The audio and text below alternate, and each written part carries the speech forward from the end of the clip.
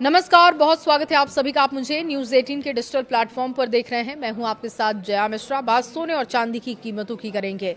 अंतर्राष्ट्रीय बाजार में सोने और चांदी की कीमतों में सोमवार को जोरदार गिरावट देखी गई।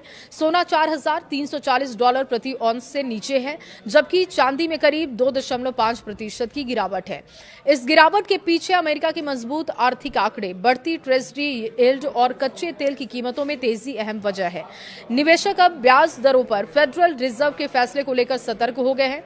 देखिए, कॉम्स गोल्ड फ्यूचर्स यानी कि इसके अनुसार जो अभी आंकड़े हैं वो भी आपके सामने रख रहे हैं।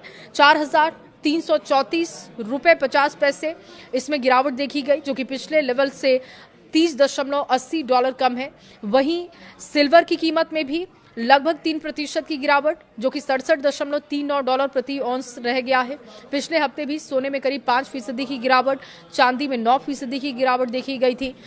मजबूत अमेरिकी लेबर मार्केट डेटा के बाद निवेशकों की उम्मीदें बदल गई हैं। अमेरिकी डेटा ने बदली मार्केट की धारणा। देखिए, अमेरिका में मई 2026 का जॉब डेटा बेहतर रहा है और इसमें फेडरल रिजर्व के द्वारा जल्द ब्याज दरों में कटौती की संभावना कम हो गई है। मजबूत नौकरी बाजार के आंकड़ों ने ट्रेजरी यील्ड्स को भी ऊपर पहुंचा दिया। हाई इंटरेस्ट रेट आमतौर पर सोने चांदी जैसे नॉन यील्डिंग स्टेटस के आकर्षित करने वाले एसेट्स माने जाते हैं और इसी वजह से निवेशक इनकी बजाय दूसरे विकल्पों की ओर ज्यादा ध्यान देते हैं। पश्चिम एशिया में इजरायल ईरान तनाव बढ़ने से कच्चे तेल की कीमतें ऊपर चढ़ी थी और क्रूड ऑयल की कीमत में बढ़ोतरी देखी गई थी। $95 प्रति बैरल के ऊपर पहुंच गया। ऊंची ऊर्जा कीमतें महंगाई की चिंता बढ़ा रही हैं, जिससे कि निवेशक सोने चांदी से दूरी बना रहे हैं। मार्केट के जानकारों का कहना है कि कीमती धातुओं की कीमत अब आने वाले आर्थिक आंकड़ों पर काफी निर्भर करेगी।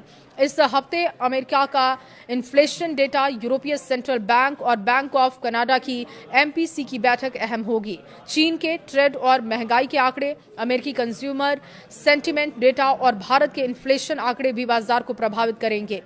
मजबूत डॉलर, ऊंची बॉन्ड यील्ड और ईटीएफ से निकासी और बाजार में सुधार देखने को मिल रहा है। रिस्क जो एपेटाइट है सोने चांदी पर ये दबाव डाल रहे हैं। ईरान और इजरायल के बीच तनाव में संभावित समाधान की खबरों में भी सुरक्षित निवेश की मांग घटी है। बाजार के जानकारों के अनुसार पश्चिम एशिया की स्थिति, तेल की कीमतें और प्रमुख आर्थिक फैक्ट्स पर निगाहें बनी हुई हैं।